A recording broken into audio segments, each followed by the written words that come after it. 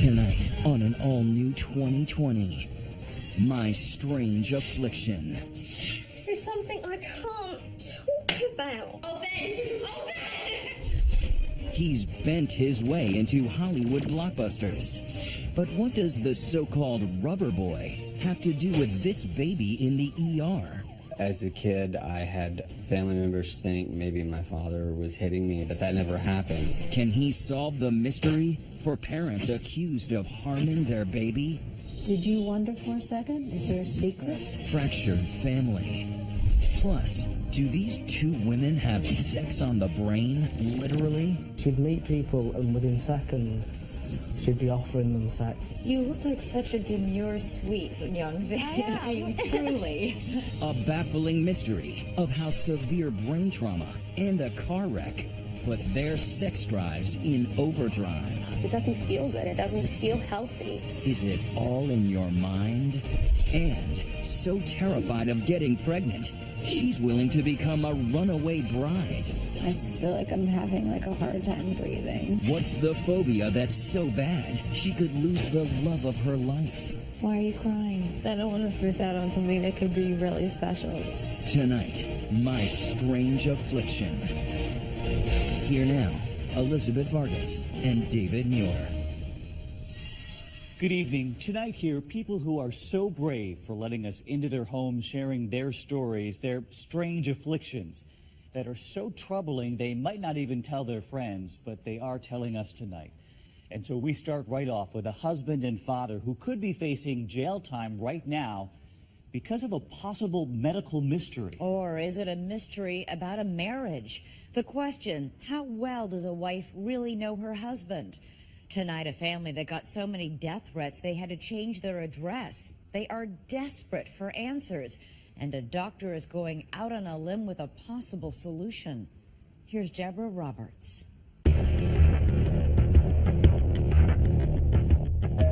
Cynthia Ross is frantic with worry as she and husband Brandon rush their 2-month-old son Ryder to the hospital. We packed up enough stuff for the night and headed to the emergency room. Ryder's left leg is strangely swollen. They're desperate for answers. They took Ryder in to have a skeletal survey and wouldn't allow us to accompany him. We could hear him crying. X-rays reveal Ryder has multiple fractures. His leg, his clavicle, ribs, and more. I had a fracture actually in each ankle. And then he had a lumbar compression fracture in his spine. That sounds pretty scary. It was terrifying, and I just burst into tears. That's not my son. That can't be possible. To Ryder's distraught parents, it seems like a medical mystery, but doctors suspect something far worse. Child abuse. Yep. And when you heard those two words? It was surreal. That's not us. There's just no way. For Cynthia, a stark question arises. Could Brandon be abusing their baby?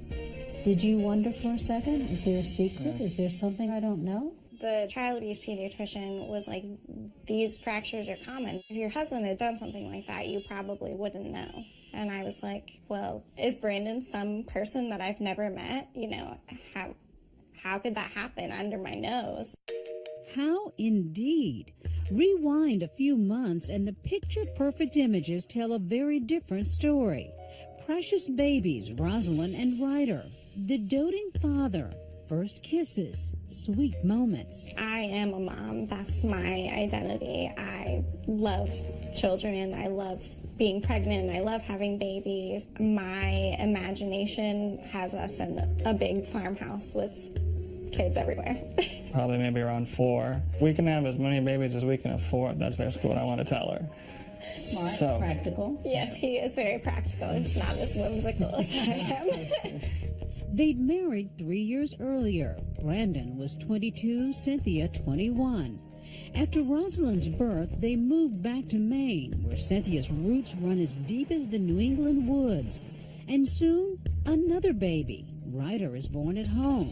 Brandon spent a majority of my labor running hot water up and down the stairs like like in the movies. old times. It was the coolest experience ever. I'm glad she did it. For his first month and a half of life, it was just me and Rosalind and Ryder at home, and Ryder and I were inseparable. But then, that night, when the perfect picture shatters in an instant and the accusations fly, We were under the microscope, and then we realized that they were no longer looking for a medical explanation when the caseworker showed up to the hospital and said, "We're seeking custody of your kids. They're not going to be leaving with you today." the doctor's report seems damning. Fractures caused by squeezing or possibly shaking. Police zero in on Brandon, though he says he's never told why. A detective knocks on his door. So you were under arrest. I was under arrest at that point.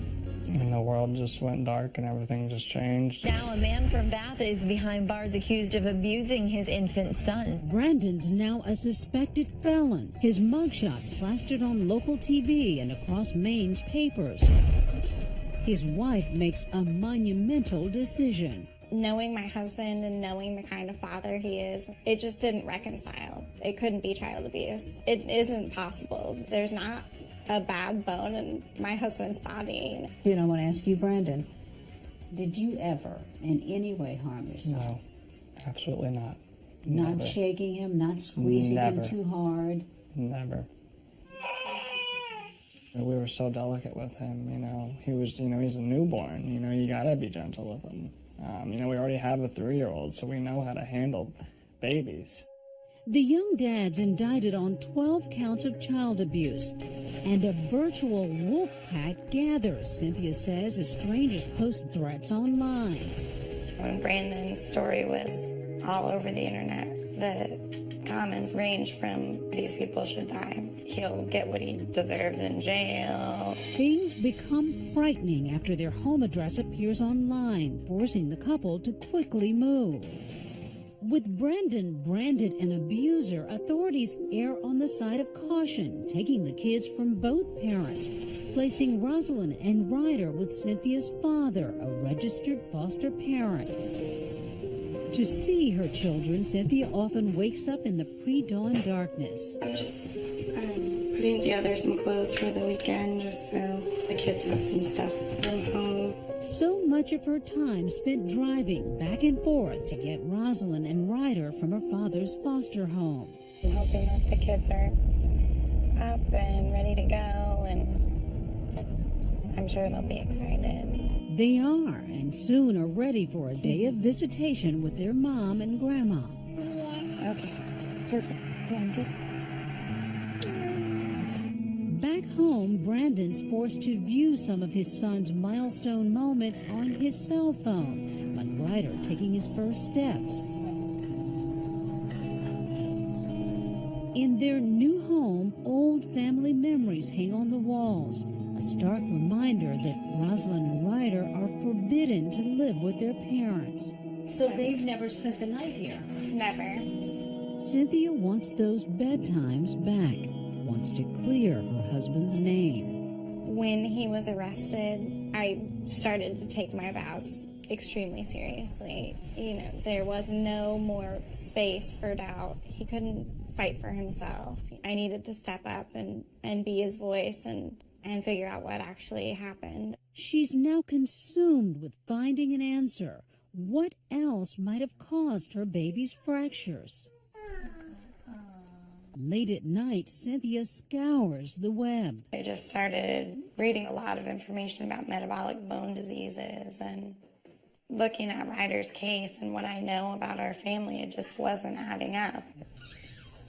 But there would be no breakthrough found online. Instead, the case is about to take a strange twist.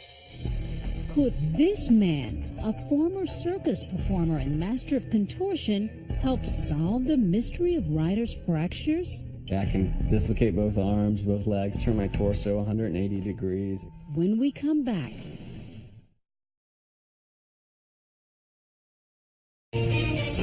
My Strange Affliction continues. Once again, Deborah Roberts.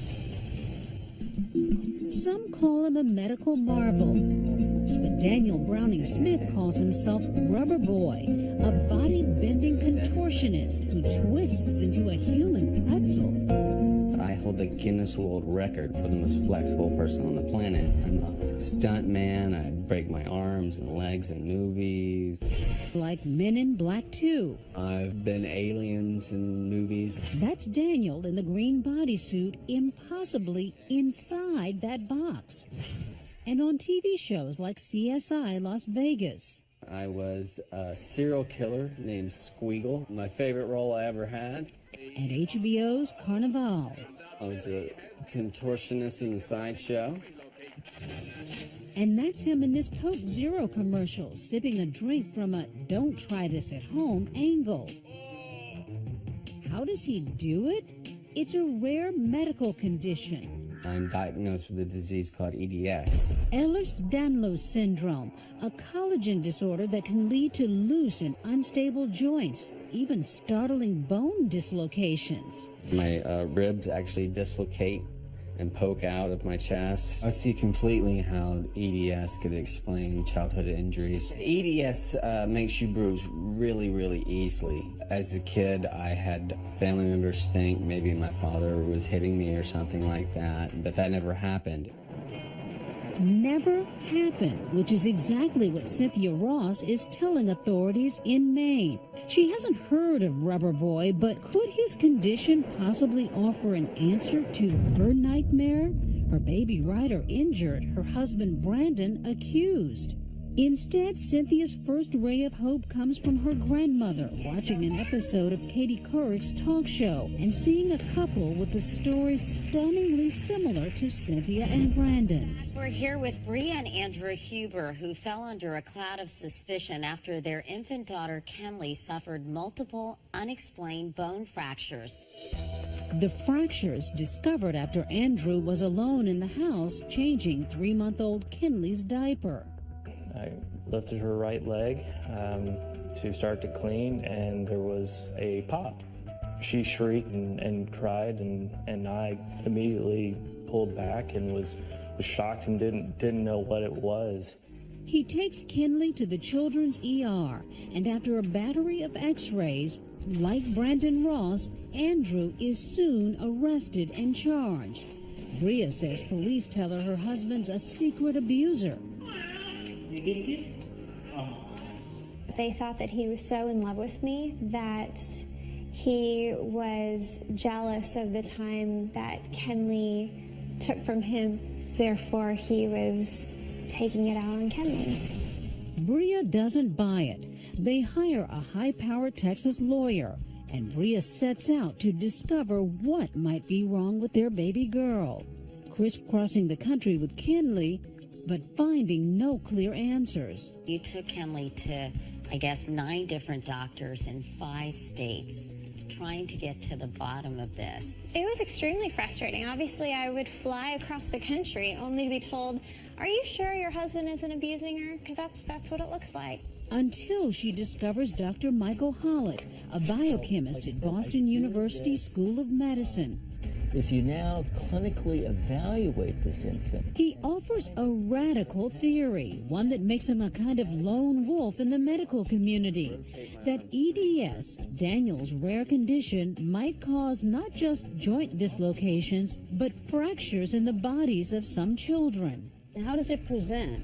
It can present with fractured bones, what we call bone fragility, with minimum handling of the infant. After performing physical exams and reviewing x-rays and medical histories, Dr. Hollick diagnoses both Kenley and her mom with EDS.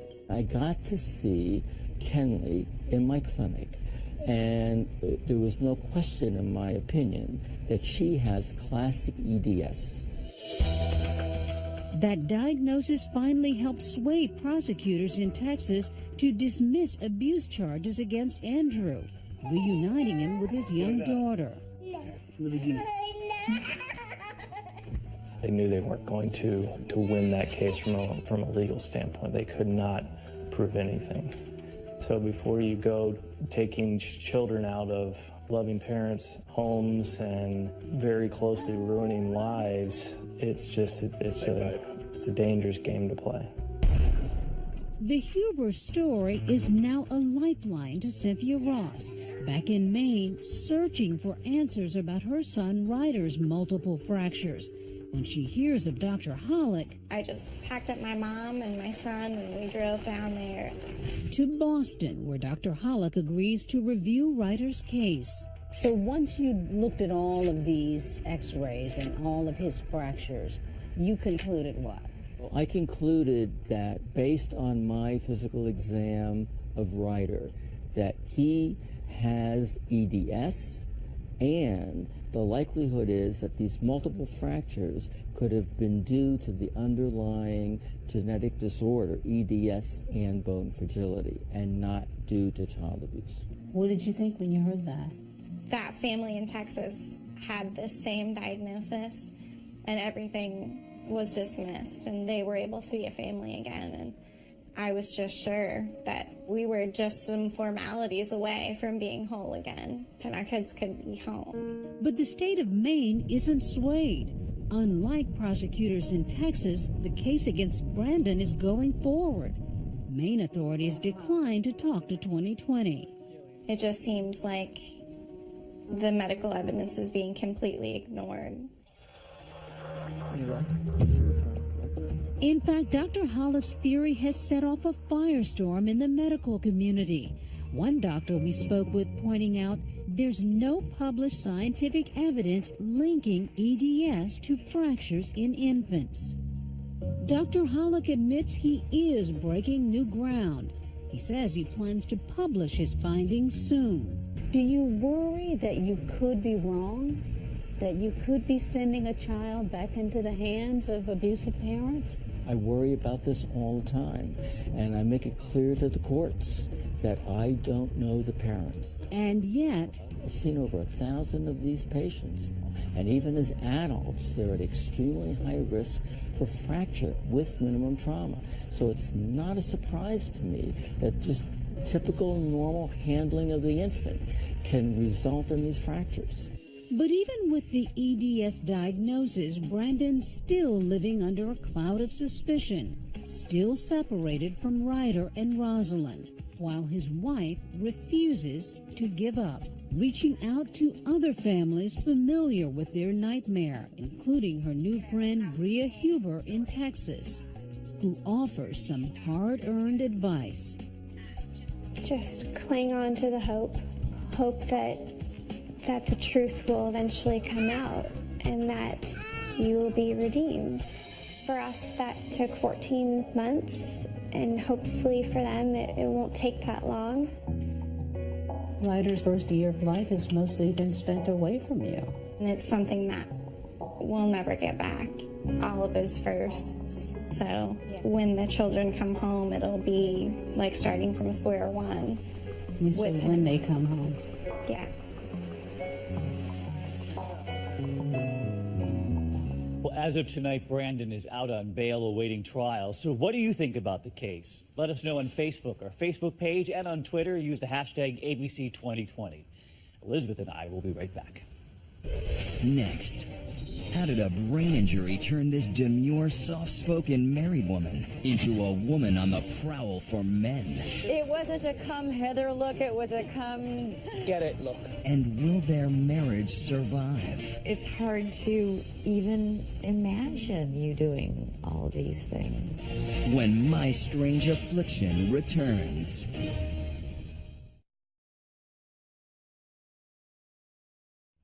A serious injury to your brain can cause all sorts of medical issues, amnesia, blackouts, seizures.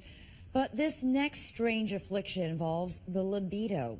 People who survive traumatic brain injuries only to find themselves with a new sex drive that's in overdrive. This is Alyssa. Just Alyssa, no last names. It's that kind of story. She's 23, single, lives in Vancouver. Behind that bold blue eyeshadow, an ordinary woman with a strange tale of desire gone wild. Do you ever imagine that car accident could so change the course of your life? I think that as people, we'd like to think that our personality is a bit more stable. And this is Heather, happily and normally faithfully married to her husband, Andy. They're from England. She, too, has a story that would make just about anyone blush. Walking down the street for a while was hazardous. She'd catch people's attention, you know, guys. She'd just give them a look. I was never subtle with it. It was never subtle. You were never subtle? No. It wasn't a come Heather look, it was a come... Yeah, get it look. Two women, a world apart, with one thing in common, a brain injury that transformed them in ways both intimate and unimaginable. Trauma threw a switch in their brains, supercharging their sex drive. Their story might be called 50 Shades of Grey Matter. I think I was doing some gardening that day, and I collapsed in the garden. And I can remember a huge pressure in my head and knowing that something was really wrong. Heather's X-rated odyssey begins with a subarachnoid hemorrhage, massive bleeding in her brain. It left her in a coma for 2 weeks. Doctors were not hopeful. They said it's not good and she's probably not going to survive. During our interview, a moment of brutal frankness that shocks Heather. He tells us in a way he did lose his wife. The wife that I married died on May the 21st, 2005. That's really sad. It's true, though. That's what happened. Heather emerges from the coma with a voracious interest in sex, starting in the hospital. So she wanted to have sex with you in the hospital bath? In the shower room. While she was still hospitalized? Yeah. After she was released, it only got better. That is to say, worse. So what are we talking about, every day? Yeah, 2 or 3 times a day. 2 or 3 times a day? It was emotionally hard, it was physically hard. It was hard. You got sick of sex? Not sick of it, but just sort of bored of the frequency of it.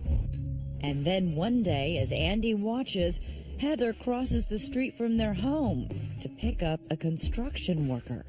This guy called her over and she went over. When she got to the doorway, he kissed her on the mouth and I was like watching. She crossed the street and she's making out with a man. And I'm just watching thinking, what's happening there? Heather begins propositioning and groping other men left and right. She'd meet people and within seconds, she'd be offering them sex or even sort of having sex with them. You look like such a demure, sweet young thing. I mean, truly. It's hard to even imagine you doing all of these things. Is it just an urge to have sex? I think so. Experts say brain trauma often causes a decrease in libido. Only rarely does it cause the opposite, what doctors call hypersexuality. Heather and Andy met with Harvard neurologist Dr. Alice Flaherty as part of a British documentary. These things here are your temporal lobes, and a lot of this is what was damaged when I looked at your CT. This is where the aneurysm, the blood squirted out and hit this the most, and also causing damage to the hypothalamus, which is down in there, right in the center of the brain. Right up at the front of it is this thing called the amygdala. It's very important for fear. And I think you're more fearless. You're more fearless. You're able to approach things and do things that you wouldn't before. Andy estimates Heather had sex with about 10 other men, but behaved inappropriately with as many as 50. Heather at the time, she couldn't see that there was anything sort of out of the ordinary and that she didn't think she was doing anything wrong. She was like, well, why can't I? Didn't matter how old they were, it didn't matter how handsome they were, it didn't matter how fit they were, it just mattered that it was a man. It wasn't about the guys, it was about her. It's like a sport, going out and seeing if there was anybody around. Yeah. In Vancouver, Alyssa is also trying to manage a new sexual personality, which she traces to a car crash in 2008. The car flipped over 3 times. I hit my head, and the next time I woke up was in the morning in the hospital. She had been a typical teenager, she says, interested in fashion and sewing. Her experimentation mostly confined to hair color. So you weren't boy crazy, as they say. Basically, yeah. And you'd had basically one sexual experience. Yeah, with one guy beforehand. But from this crumpled wreckage, Alyssa says she emerged a changed person. So what did you begin to notice about yourself? I was tired, I was depressed, anxiety, I was withdrawn socially. The area of her brain injured in the crash was the frontal lobe, the part that controls impulses. Everything needs a braking system. Everything needs some sort of control. And when there's none, it's usually a disaster. That brake failure led to Alyssa's strangest affliction. How much of your thoughts after this brain injury were taken up with sex? It was definitely much of the day. Scott Stanley is Alyssa's attorney. Before the accident, she was just a normal kid, and then afterwards, she would use this expressly explicit language detailing sex, and would say things that would just cause people to shudder. This had to be such a big dramatic difference, to be not really very interested in sex and then all of a sudden obsessed with sex. Did you suspect it was because of the brain injury? I think at first I just blamed myself. I just felt a lot of shame. Alyssa says she couldn't stop herself, but she couldn't enjoy herself either. I don't necessarily physically actually enjoy sex all that much. I'm doing it to satisfy a compulsion. It doesn't feel good. It doesn't feel healthy because it's not. Making a virtue of a vice, Alyssa now sells provocative videos of herself under an alter ego, Sasha Misery. Listen to my voice. Her sexual compulsion was cited by her lawyer as part of a lawsuit against the driver responsible for her accident. The judge awarded her $1.5 million. The judge agreed with us that her increased sexual activity, her sexual impulsivity flowed from her frontal lobe brain injury. She's in therapy and on medication and says just recently her sexual urges have begun to diminish. So now you're not at a point where every waking thought is about sex? Right now, knock on wood, no. What she really wants now, she says, is someone to love. Heather and Andy's outcome may give Alyssa some hope. Heather's desire has been dampened by therapy and prescription drugs, sort of a pharmaceutical cold shower for her overheated libido. Do you still have those urges, or are you just better at controlling them? I don't think I have them so much at all now. But also I make sure that I'm not in a situation where there's only me and a bloke, you know. I just make sure that never happens, really. They're now celebrating more than 20 years of a marriage that truly tested nearly every vow. Some say it might sound fun or even funny at first, but could you live like that? Let us know on Twitter. Use the hashtag ABC2020. And coming up here, a strange phobia we discovered a lot more common than we thought. Elizabeth, you said you could even relate to this. I can, I have it. I'm one of millions of women who do. We'll tell you what it is when we come back. Next, she's got the man, she's got the dress, but she's also got a paralyzing fear that could keep her from starting a family. Why are you crying? I don't want to miss out on something that could be really special. When My Strange Affliction comes back.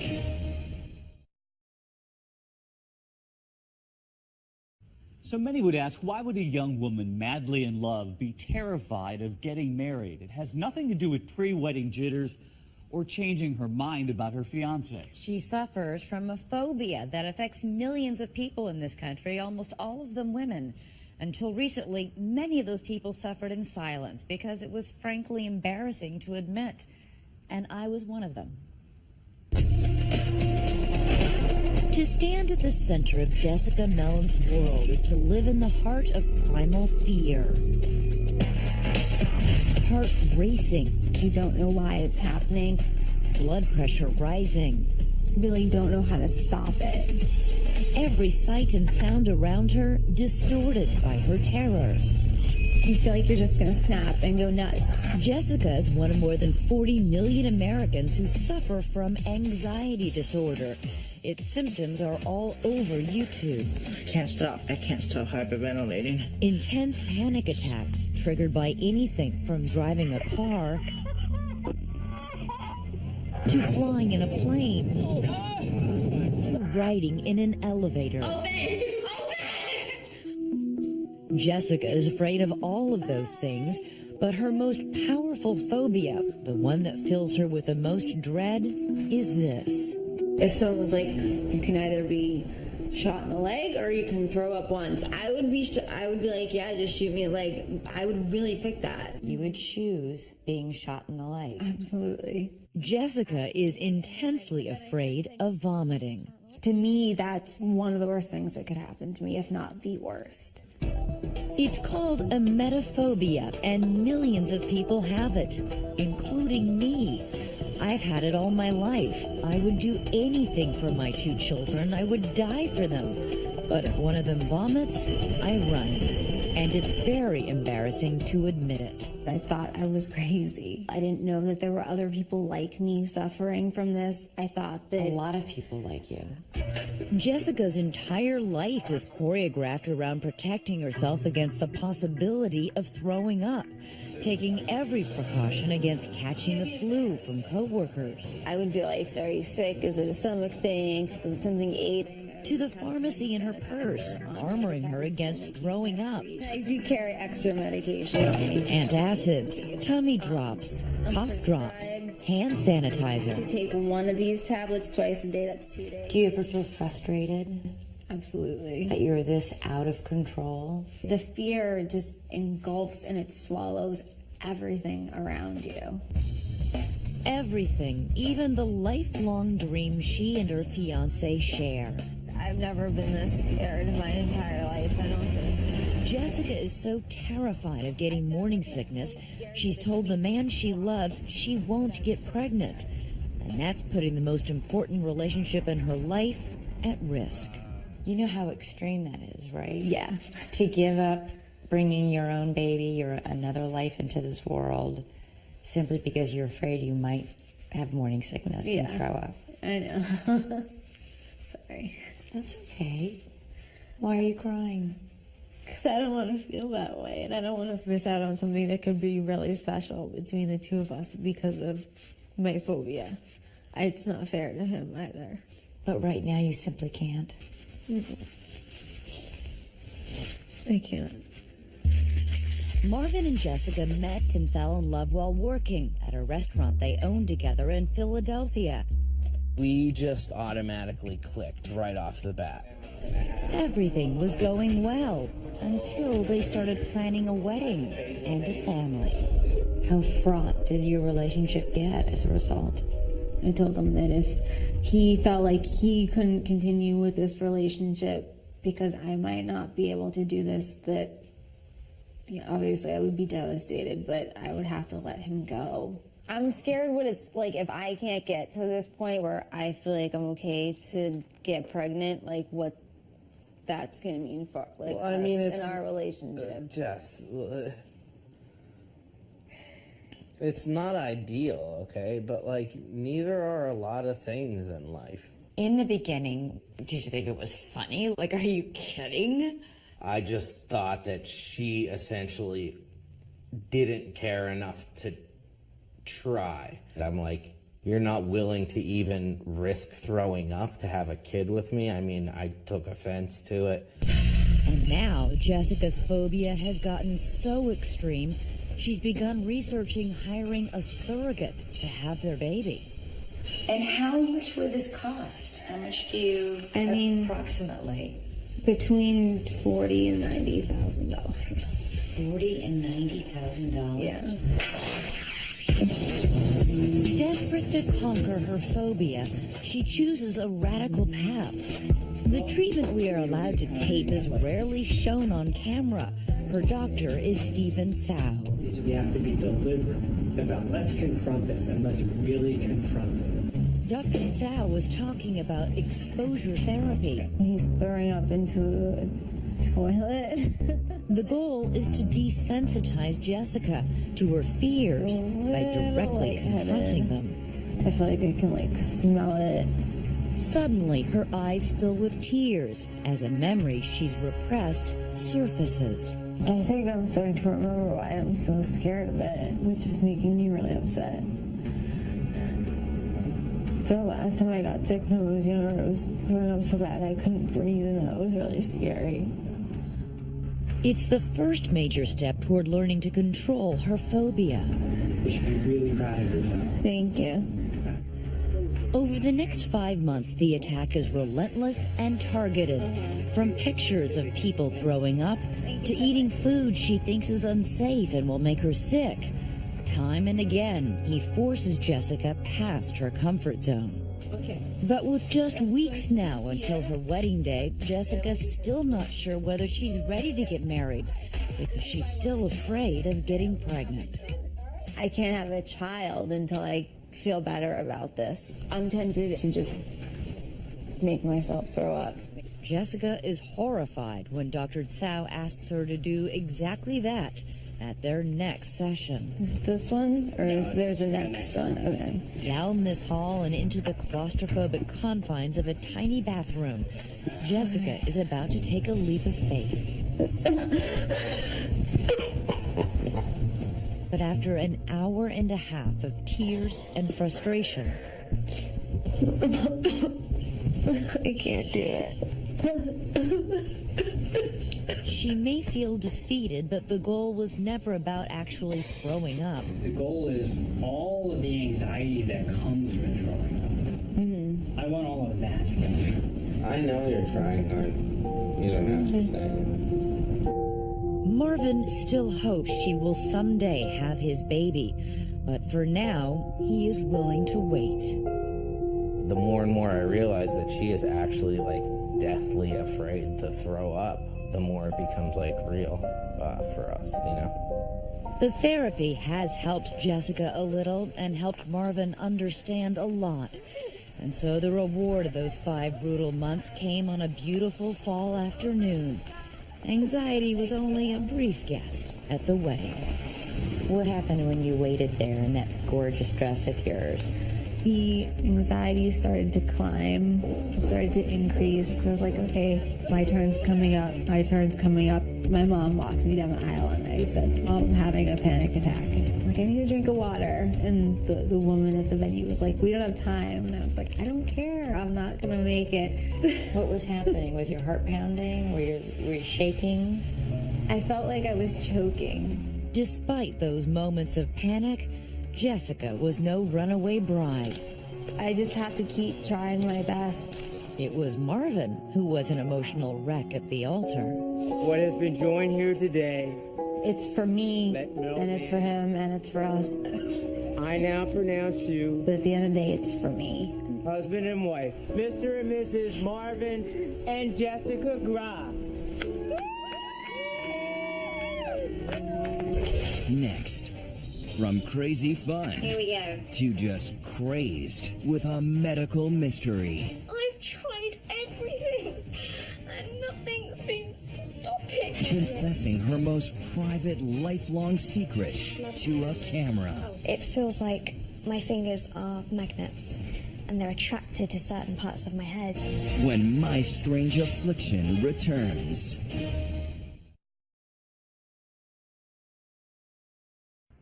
Up to 11 million Americans, mostly women, are affected by our next strange affliction.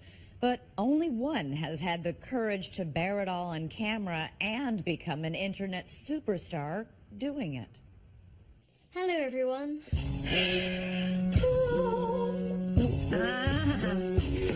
Welcome to the high-octane Technicolor world of Becky O. Here we go. Long story. Hold on. Hello. Those quirky antics won her thousands of YouTube fans. But what blasted Becky O to fame was going public with the most private of secrets. This is something I can't talk about. I've tried everything, and nothing seems to stop it. She, like 10 million Americans, suffers from a compulsion to pull out her own hair. It's something I can't stop. That video exploded, had hundreds of thousands of views. It just it really opened my eyes to how big the condition was. You didn't know anybody else who pulled their hair? Nobody at all. I thought I was on my own. For Rebecca, it's tough living in a culture obsessed by hair, surrounded by women crowned with long, shining locks. So she took her battle to the internet, vlogging about her struggle with a disorder called trichotillomania. Literally, the mania to pull out hair. She calls herself a trickster. So is it a relief or a release to pull? Pulling makes me feel better. But then when you see the damage afterwards, then you think, oh, no, okay, that's actually making me feel worse. You would have a bald spot the size of your fist? Yeah, this is the most hair I've had in 5 years. And that terrifies me. Why does it terrify you? Because I'm always worried I'm going to lose it. As a child, she often played with her hair, but the vlogs of her teenage years reveal a habit spinning dangerously out of control.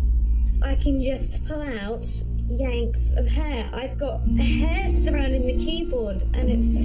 I remember when I was 12 and I was with a counsellor, and she said to me, when you're stressed, where do you feel it in your body? And I remember my answer. I remember holding my hands up and going, in my fingers. It's here. It's not here. It's here. It's here.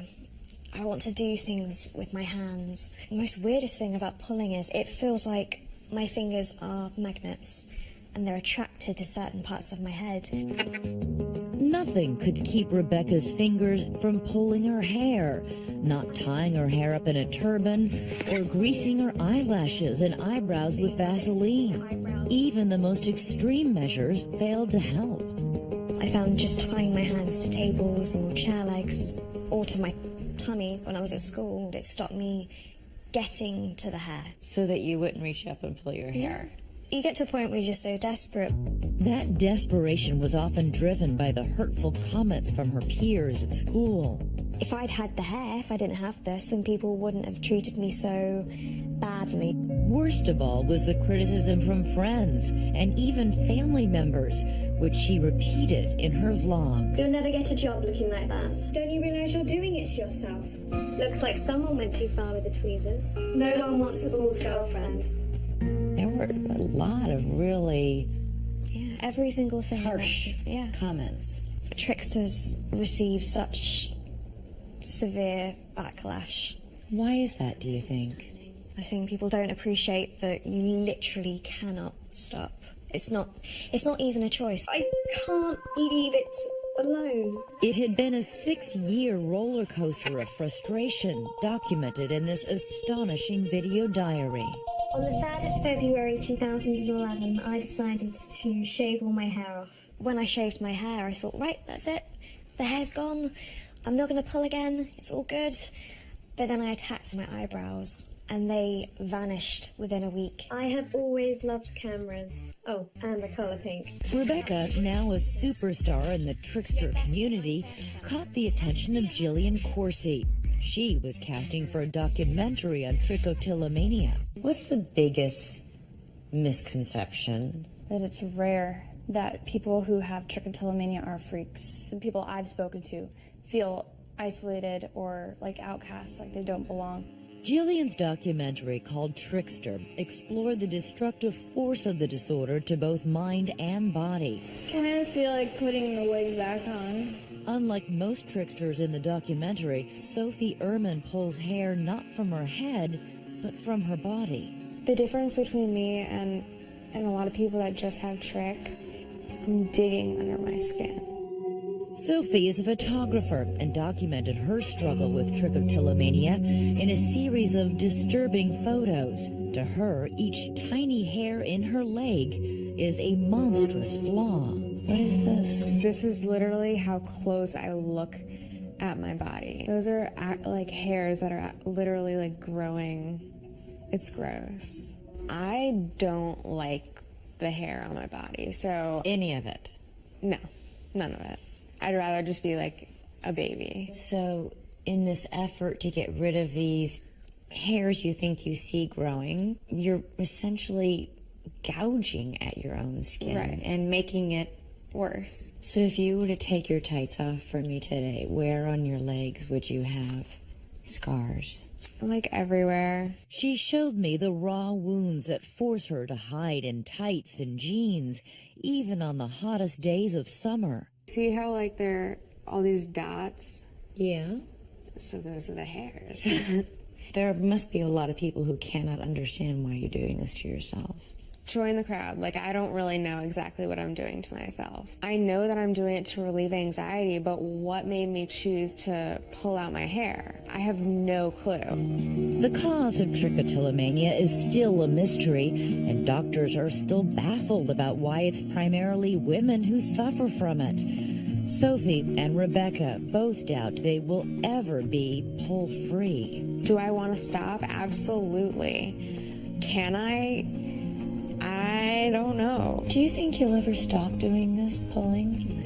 Really? I feel I will be pulling till the day I die. I've been doing it 20 years, I don't know, but it's part of me.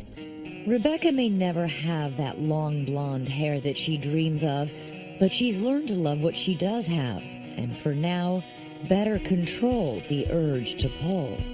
There was a point I remember when, for the first time in years, I felt the wind go through my hair, and it just pushed the fringe back, and I was like, oh, wow, like,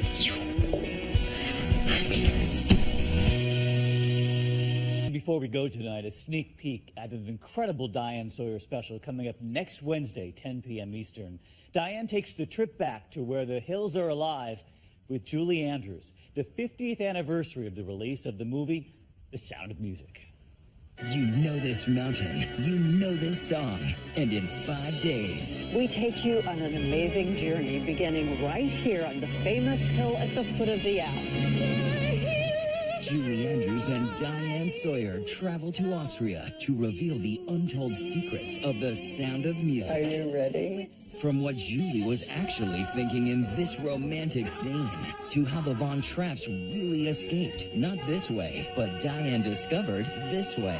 And for the first time ever, Julie sees the home of the real Von Trapp family. Wednesday at 10/9 Central, don't miss the spectacular event special, 50 years in the making on ABC. So many stories about making that movie that you've never heard before. It was my favorite movie as a girl. A lot of us watched. And you won't be able to get that music out of your head.